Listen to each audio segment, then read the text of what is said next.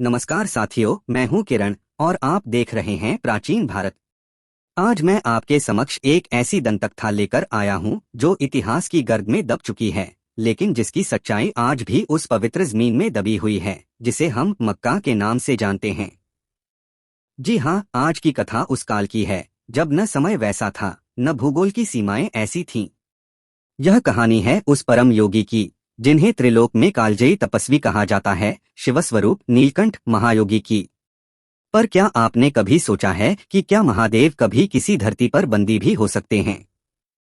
इस रहस्य को जानने से पहले एक अनुरोध है, यदि आप इस दिव्य कथा को सुनना शुरू करें तो उसे अधूरा न छोड़े।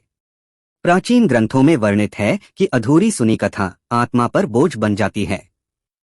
और यदि आपने कभी अपनी माता की आंखों में सच्चा स्नेह देखा है तो कृपया इस वीडियो को लाइक करें, हमारे चैनल को सब्सक्राइब करें और कमेंट में नमः शिवाय लिखें। तो आइए आरंभ करते हैं एक विलुप्त अध्याय जिसे किसी इतिहास की किताब में नहीं मिलेगा। बहुत प्राचीन समय की बात है जब त्रेता का तेज सूर्य पूरे संसार को धर्म प्रकाश से आलोकित कर रहा था। उस युग में विश्व एक साझा संस्कृति से जुड़ा हुआ था। उत्तर से दक्षिण और पूर्व से पश्चिम तक सभी भूमि पर एक ही आध्यात्मिक चेतना बह रही थी। तब की अरब भूमि, जो आज मरुस्थल जैसी प्रतीत होती है, उस युग में एक समृद्ध हरित प्रदेश थी। वहां घने उपवन, निर्मल जलधाराएं और पुष्पों की सुगंध से भरे वातावरण थे। और इसी हरित भूमि के मध्य स्थित था अरबेश्वर नाथ का दिव्य मंदिर, एक प्राचीन शिवस्थान जिसे अब लोग मक्का कहते हैं। उस स्थान का प्राचीन नाम था मोक्षेश्वर क्षेत्र, जिसका अर्थ था मुक्ति प्रदान करने वाले भगवान का पावन धाम। मान्यता थी कि जब ब्रह्मांड की संरचना प्रारंभ हुई तब शिव ने स्वयं उस भूमि को तपोभूमि के रूप में चुना। वहीं उन्होंने एक स्वप्रकट लिंग की स्थापना की थी। वह लिंग अद्भुत श्वेत आभा से युक्त था, संगमरमर की भांति चमकता हुआ, रात में चंद्र प्रकाश के समान जगमगाता और दिन में सूर्य की किरणों से नहाकर अमृत प्रभा बन जाता। उस स्थान की महिमा केवल मानवों तक सीमित नहीं थी। देवलोक, गंधर्वलोक और सिद्धलोक तक में इसकी चर्चा होती थी। जब देवराज इंद्र को किसी दिव्य निर्णय में संशय होता तो वे पहले अरबेश्वर नाथ के चरणों में जाकर मार्गदर्शन प्राप्त करते। ब्रह्मा, जो स्वयं सृष्टिकर्ता थे, जब उन्हें कोई जटिलता आती तो इस स्थान पर आकर ध्यानस्थ होते और शिव से आशीर्वाद मांगते। और फिर आती हैं आदिशक्ति, स्वयं माता उमा। हर पूर्णचंद्र की रात्रि को जब आकाश नक्षत्रों से जगमगाता था तो माता स्वर्णवस्त्र धारण कर, रुद्राक्ष की माला और त्रिपुंड लगाए मोक्षेश्वर क्षेत्र में पदार्पण करती थीं। उनके चरणों की ध्वनि से संपूर्ण क्षेत्र गुंजायमान हो उठता था। यह दृश्य केवल दुर्लभ आत्माओं को ही नसीब होता था, मानो स्वयं प्रकृति नृत्य करती हो। कभी एक ऐसा युग था जब हिमगिरी की नंदा पार्वती अपने स्वामी शिवचेतन की परिक्रमा करती थीं, तो समस्त दिशाएं मधुर स्वरों से गूंज उठती थीं। मंदिरों में स्वर बिंदु की वर्षा होती और हृदयों में भावसागर उमड़ पड़ता। उस वक्त पश्चिम के रेगिस्तानी भूभाग में रहने वाले जन भी एक अखंड प्रकाश की उपासना करते थे। उनकी बोली में वेदों की ध्वनि प्रतिध्वनित होती थी। वे उस अनदेखे सत्य को अल्लाह कहते थे, जो मूलतः अलग अर्थात अविज्ञेय शब्द से विकसित हुआ था। वे दिन में 5 बार प्रार्थना करते थे, प्रातः बेला में, मध्याह्न के समय, सांझ के प्रथम तारे पर, रात्रि के अंधकार में और अर्धरात्रि की निस्तब्धता में। उन स्त्रियों के माथे पर तेजस्वी चिन्ह होते, उनके गलों में रुद्रधारी माला और पुरुषों के जटाओं में तप की गंध। भस्म रेखाएं उनके शरीर की दिव्यता को दर्शाती। वे सभी मक्कनाथ के मंदिर में दर्शन के लिए आया करते थे, जहां चेतना स्वयं शिव रूप में प्रकट होती थी। वह समय था जब जीवन के चारों स्तंभ धर्म, ज्ञान, जीवन सुख और आत्ममुक्ति संतुलन में थे। न कोई वैमनस्य, न ही कोई पंथिक संघर्ष। सभी एक ही ब्रह्म चैतन्य की संतानें थे।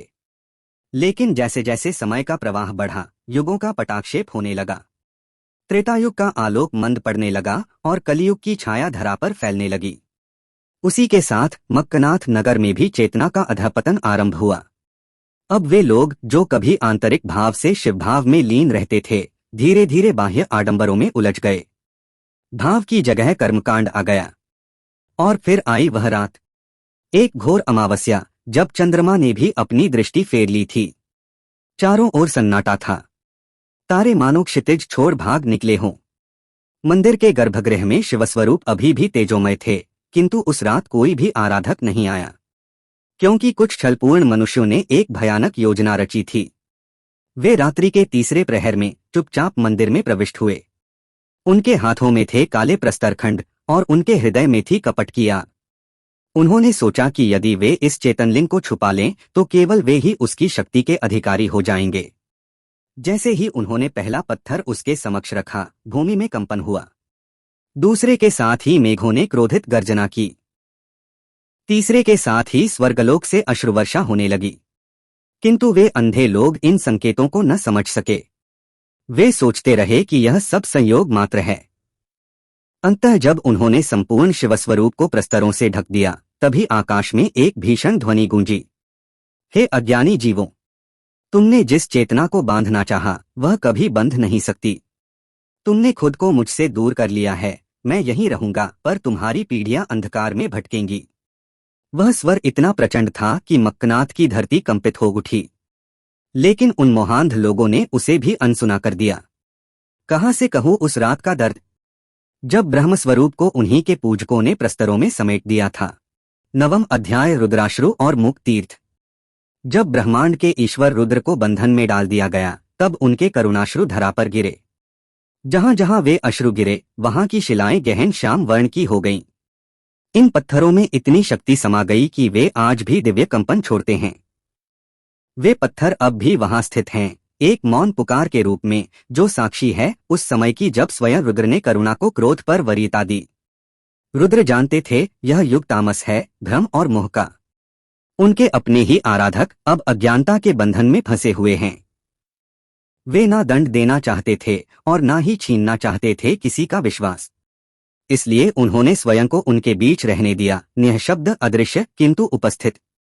यदि मैं इन्हें छोड़ दूं, उन्होंने विचार किया, तो यह सब दिशाहीन हो जाएंगे। मुझसे अलग होकर ये और अधिक अंधकार में डूब जाएंगे। इसलिए दिव्यता ने कैद नहीं स्वीकार की, अपितु सहअस्तित्व को चुना। वे वहीं ठहर गए, प्रतीक्षा में, जैसे कोई पिता अपने विलग हो चुके पुत्र की वापसी की प्रतीक्षा करता है। इधर कैलाश की कंदरा में जब आदिशक्ति को यह ज्ञात हुआ कि उनका प्रिय अदृश्य कर दिया गया है, तब उनका हृदय भिन्न भिन्न होकर बिखर गया। अश्रुओं की धारा बह चली और धरती पर वर्षा की तरह गिरी। हे प्रभो, वे विलाप करने लगीं, आपने तो कहा था कि भक्त कभी आपको त्याग नहीं सकते, फिर यह कैसा संयोग है कि अब आप मुझसे भी ओझल हो गए। रुद्र मुस्कुराए, उनकी वाणी शांत थी। हे त्रिपुरेश्वरी, यह युग की गति है। जो प्रेम में था वह अब पंथों में बंट गया है। जो भक्ति में था वह अब परंपराओं में उलझ गया है। पर मैं रूठा नहीं हूं, मैं प्रतीक्षा कर रहा हूं। आदिशक्ति फिर बोली, क्या अब मेरे लिए आपके दर्शन संभव नहीं? रुद्र ने उत्तर दिया, तुम मुझे प्रतिदिन देखोगी, किंतु वह दर्शन अब स्थूल नेत्रों से नहीं, अपितु आंतरिक श्रद्धा से होंगे। जब भी कोई निष्ठा से स्मरण करेगा, मैं वहीं उपस्थित हो जाऊंगा। तब से शक्ति भी उस तीर्थ में गोपनीय रूप से आगमन करने लगी। जो भी वहां सच्चे भाव से नमन करता है, वह उनकी उपस्थिति अनुभव करता है, एक अदृश्य आलोक की तरह। समय बहता गया। जिन लोगों ने उस ऊर्जाशिला को आवरण में ढका था, वे काल के प्रवाह में बह गए। आने वाली पीढ़ियों ने बस यही सीखा कि यह कोई पवित्र वस्तु है, किंतु उसका मूल रहस्य समय के गर्त में समा गया। अब वह स्थान एक नए नाम से जाना जाता है, मुक तीर्थ। किसी को ज्ञात नहीं कि उसका पुरातन नाम रुद्राश्रुपुर था, वह स्थान जहां ईश्वर की करुणा पत्थर बन गई। भाषाएं बदल गईं, परंपराएं नई हो गईं, पर कुछ संकेत अब भी वैसे ही हैं, जैसे वहां 7 बार परिक्रमा करना, पूर्व की दिशा की ओर नतमस्तक होना, और उस काले पत्थर को छूते ही आत्मा में विचित्र शांति का संचार होना।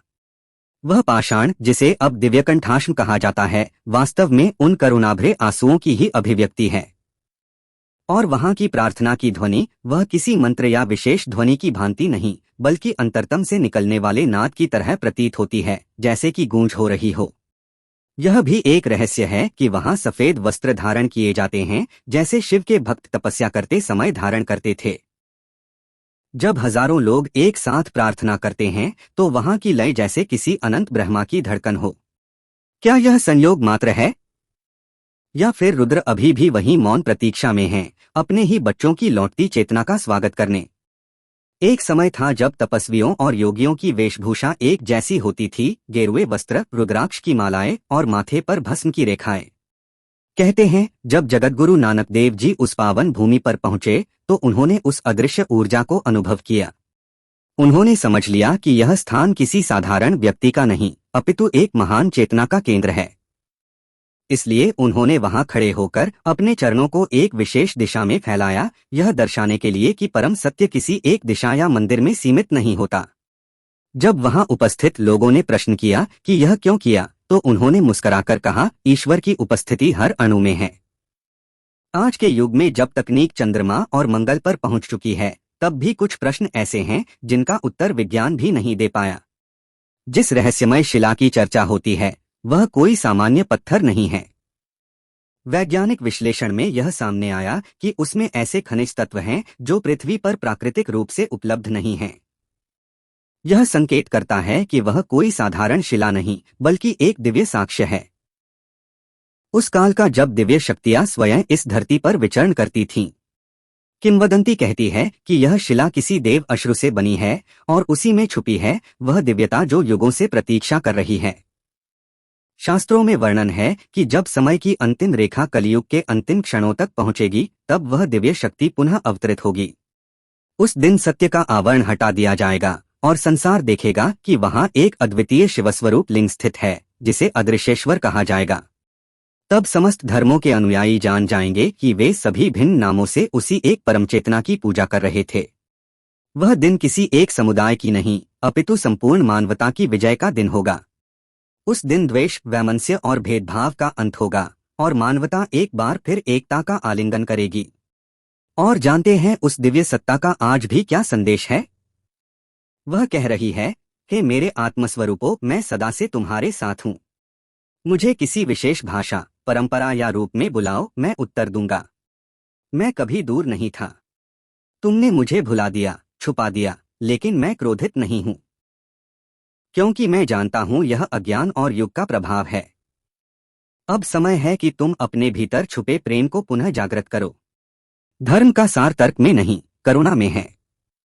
युद्ध में नहीं, समर्पण में है। चाहे तुम मुझे हिमगिरी के केदार पर्वत पर खोजो या अविनाशी काशी में या फिर रेगिस्तान के मध्य उस अज्ञात स्थान पर, मैं सदा वही हूं। मेरा अस्तित्व किसी सीमाओं से परे है। मैं किसी एक वर्ग, पंथ या जाति का नहीं हूं। मैं वह प्रकाश हूं जो हर हृदय में छुपा है। और आज भी जो वहां पहुंचते हैं वे उस गूढ़ शांति को महसूस करते हैं जो अनादिकाल से वहां व्याप्त है। मैं यदि चाहता तो संहार कर सकता था, किंतु मैंने सहनशीलता चुनी। मैंने घृणा का उत्तर प्रेम से दिया। मैं आज भी वहां हूं, तुम्हारे जागरण की प्रतीक्षा में, उस क्षण के इंतजार में जब तुम मुझे पुनः पहचानोगे।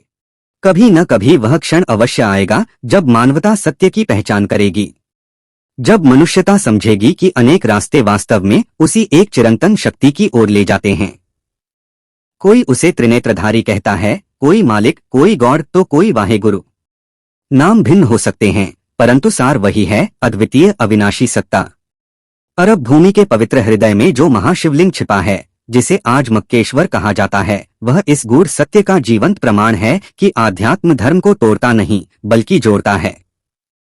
जिस दिन यह रहस्य सबके समक्ष प्रकट होगा उस दिन आदिशक्ति भी साक्षात प्रकट होंगी।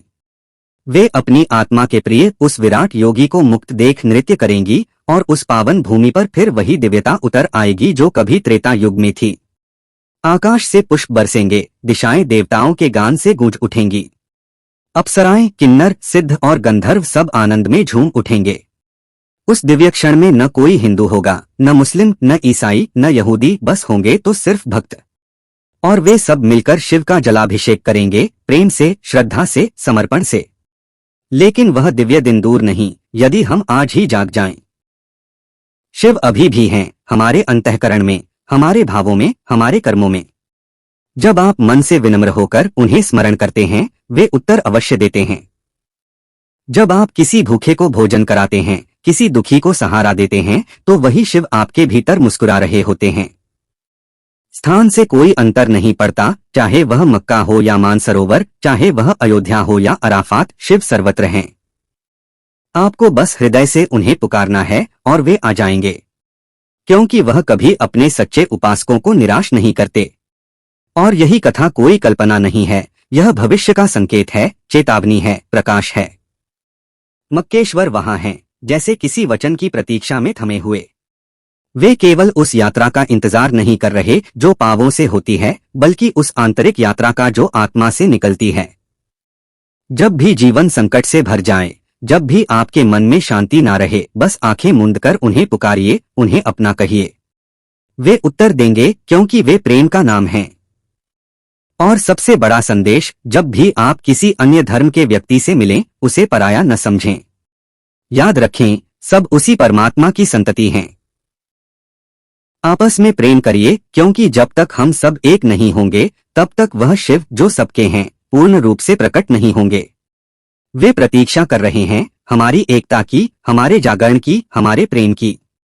हर मन में जागे वह शांति जो शिव का स्वरूप है। हर घर में गूंजे वह मंत्र जो संपूर्ण मानवता का आह्वान करता है। हर हर शंभु त्र्यंबकाय नमः। प्यारे दर्शकों, यदि इस कथा ने आपके अंतर्मन को स्पर्श किया हो तो इसे अपने प्रियजनों तक पहुंचाइए। अपनी श्रद्धा प्रकट करने के लिए हर हर शंभु कमेंट में अवश्य लिखें। आपके साथ इस आध्यात्मिक यात्रा के लिए कोटि कोटि धन्यवाद।